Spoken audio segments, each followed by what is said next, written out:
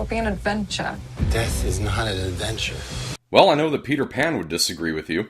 Tomb Raider is a new film adaptation of the highly popular video game franchise with the character Lara Croft.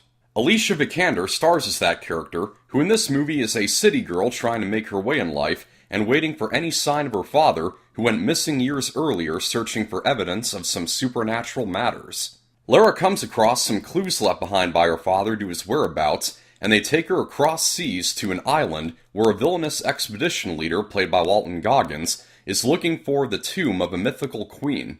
Video game movies have gotten a really bad rep these days, and for good reason, because we've gotten a ton of Uwe Boll movies and a ton of Resident Evil movies. Though there have been a few like Need for Speed and Prince of Persia: The Sands of Time that I thought were fun diversions, which is probably the best that a video game movie can be.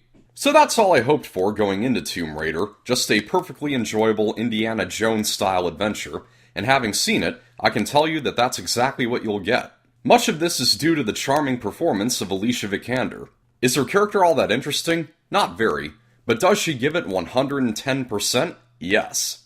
And although Lara starts out fierce, and not to mention makes some very impossible jumps during the action scenes, you can still kind of buy that she's an everyday girl from the city. When she gets injured, such as when she takes a huge tumble and ends up having to pull a shard of debris out of her abdomen, there's something really pathetic sounding about the painful cries she lets out. It really works. The movie is driven by the generic premise of a teen or 20-something venturing into a mysterious land or world that his or her father disappeared into some years earlier, which we've seen a dozen times before, and here it never strikes any emotional chords. I also found the villain completely forgettable. Walton Goggins occasionally hams it up, but never enough to make his character likably menacing. But like I said, this movie is straight up fun. I mean, it's hard not to enjoy a movie where the lead heroine brings a bow and arrow to a gunfight.